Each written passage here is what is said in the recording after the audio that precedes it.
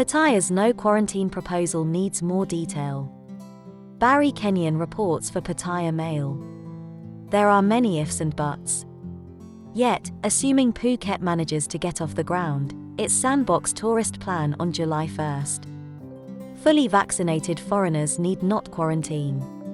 Pattaya hopes to follow from October 1st. The biggest question mark is whether Pattaya can manage to vaccinate 70% of its host population by the operating date, as well as achieving a single-figure daily infection rate. Chonburi health authorities are reasonably confident they can achieve both aims, so let's assume they are right. In government guidelines previously issued, it was clarified that Sandbox tourists will need proof of full vaccination, a certificate of entry from the local Thai embassy, COVID-19 insurance of at least $100,000, a downloaded Thailand Plus tracking app, a negative PCR test prior to departure and a further COVID-19 test on arrival and proof of accommodation in Pattaya for at least the first 7 days. Confirmation from the Thai Immigration Bureau, or the Ministry of Foreign Affairs, is still awaited on the precise entry documentation which will be required for any Sandbox aspirants. If Thai embassies abroad must work with the current regulations, then that should be announced. It is not uncommon for immigration announcements to be made at the last minute. What isn't currently clear is how successful entrants will travel from the airport to Pattaya. The most likely solution would be sealed transport, such as special buses, although the logistics would be difficult as well as unpopular. An alternative approach might be use of the Thailand Plus tracking app to prove personal movements. What consequences might follow if the tourists turned off the app are an ongoing blur issue.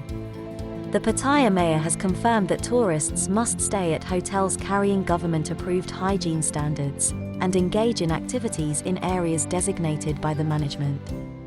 How tourists electing to stay at the home of a relative or friend would fit into this paradigm is another enigma to resolve. All Sandboxers will likely have to report to health authorities after 7 days, maybe through the app, or perhaps with a swab test. The international market for Pattaya Sandbox is speculative.